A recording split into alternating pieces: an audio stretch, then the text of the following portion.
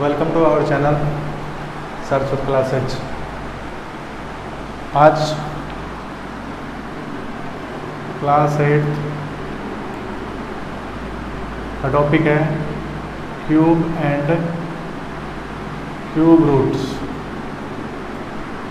Cube and cube roots, देखो नाम से पता चल रहा है। स्क्वायर मैंने आपको करवाया था। क्यूब क्या होता है? किसी भी नंबर की पावर 3 उसको क्यूब बोलते हैं। कोई भी नंबर है उसकी अगर पावर 3 है इसका मतलब वो उसकी वैल्यू क्या है? क्यूब। तो आपको 1 से लेकर 10 तक पहले क्यूब याद करनी पड़ेगी, वो आप लिख लो और अपनी कॉपी में लिख के याद करना है, लर्न करना। 1 का क्यूब 1 होता है, 2 का क्यूब 8 होता है, 3 का क्यूब 27 होता है, 4 का क्यूब 64 होता है, 5 का क्यूब 125 होता है, 6 का क्यूब 216 होता है, 7 का क्यूब 343 होता है, 8 का क्यूब 512 होता है, 9 का क्यूब 729 होता है और 10 का क्यूब होता है 1000 यानी 1000। ये आपको क्यूब याद करना है, ठीक है। निकलता कैसे? वही है, पावर जितनी है उसको मल्टीप्लाई कर लो। 2 2 जा 4, 4 2 जा 8, 4 की क्यूब 4 4 जा 16, 16 4 जा 64। तो ये आपको 10 तक आपको याद होनी चाहिए, क्योंकि ईजिली क्वेश्चन ईजिली हो जाता है। आप फटाफट आंसर निकाल सकते हो क्यूब रूट के, ठीक है ना। इसलिए आपको याद होना चाहिए, ठीक है। अब देखो क्यूब तो सीधी है, सीधा मल्टीप्लाई करना है 3 बार, वो क्यूब होता है। अब क्यूब रूट्स देखो, आपके क्वेश्चन क्यूब रूट्स के हैं, ज़्यादा क्वेश्चन क्यूब रूट्स के हैं। तो एक मैं क्यूब रूट आपको निकालना बताऊँगा, आप सारे करने हैं, ठीक है। जैसे 1331, ये किसका क्यूब है? ये इसका क्यूब रूट क्या होगा? क्यूब रूट यानी ये 27 किसका क्यूब है? 3 का। 64 ऐसे ही 1331 किसका क्यूब है? ठीक है। इसके लिए आपको फैक्टराइजेशन पे आना पड़ेगा, प्राइम फैक्टराइजेशन। तो सबसे पहले देखो इसमें 2 का डिवाइड नहीं जाता, पीछे बाद में 3 का देखो, 3 का चेक करने के लिए 4 + 3 7, 7 + 1 8 यानी 3 का भी नहीं जाएगा। 4 का तो जाएगा नहीं, 5 का नहीं जाएगा, 6 का, 7 का चेक कराओ जाता है क्या? 7 1 7,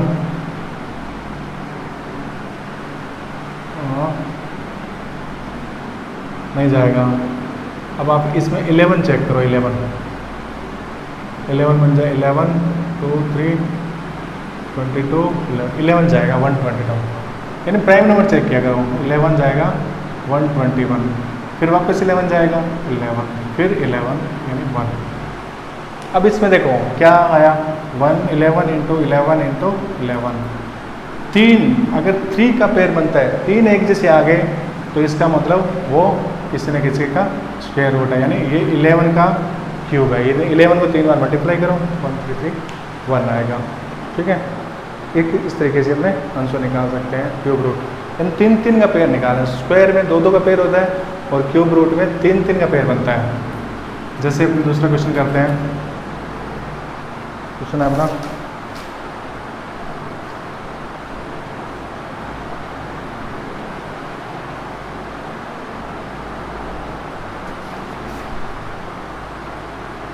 125000 1 2 5 1 2 3 ये करते हैं।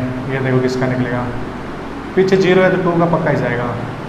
6 फिर 2 5 0 0 डिवाइड देखो 12 में 6 टाइम, फिर 2 1 बचा 10, फिर 2 0, फिर 2 का जाएगा 3, फिर 1, फिर 2 5, ठीक है। और 3 1, इसमें 2 टाइम जाएगा 1 0 और एक 0 और आएगा, ठीक है। फिर देखो 2 का 1 5 10, फिर 1 लेंगे 6 25। अब 2 का नहीं जाएगा, अब किसका जाएगा? देखो 3 का जाता है। 7 + 6 13 13 और 1 14 14 और 5 19। इसमें इसका तो नहीं जाएगा। अब सीधा देखो 5 पीछे 5 है तो 5 का जाएगा, 5 से चेक करो।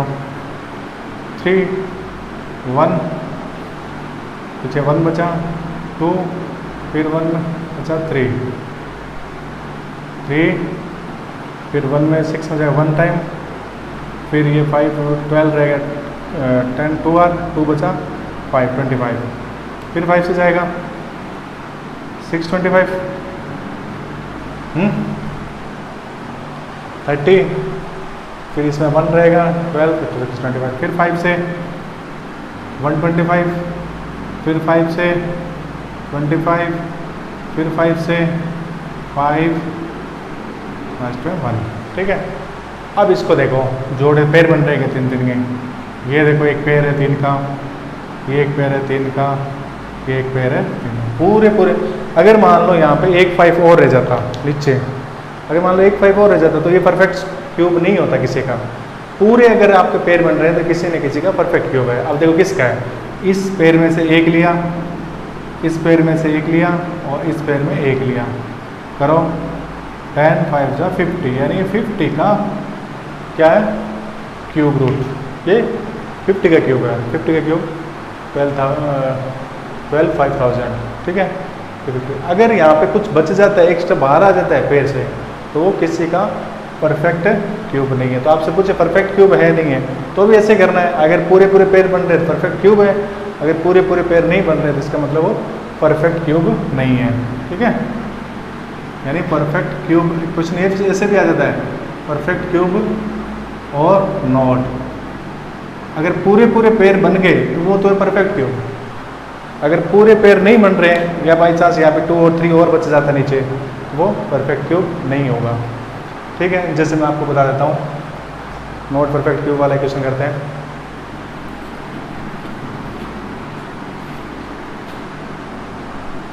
जैसे 100 है, देखो 100 किसी का नहीं होगा। देखो 2 50, फिर 2 25, फिर 5 5। अब देखो 3 का एक भी जोड़ा नहीं बना, तो ये 100 किसी का क्यूब नहीं होता, इसलिए ये नॉट परफेक्ट है। नॉट परफेक्ट क्यूब आ गया तो आप सीधा लिख दो नॉट परफेक्ट क्यूब।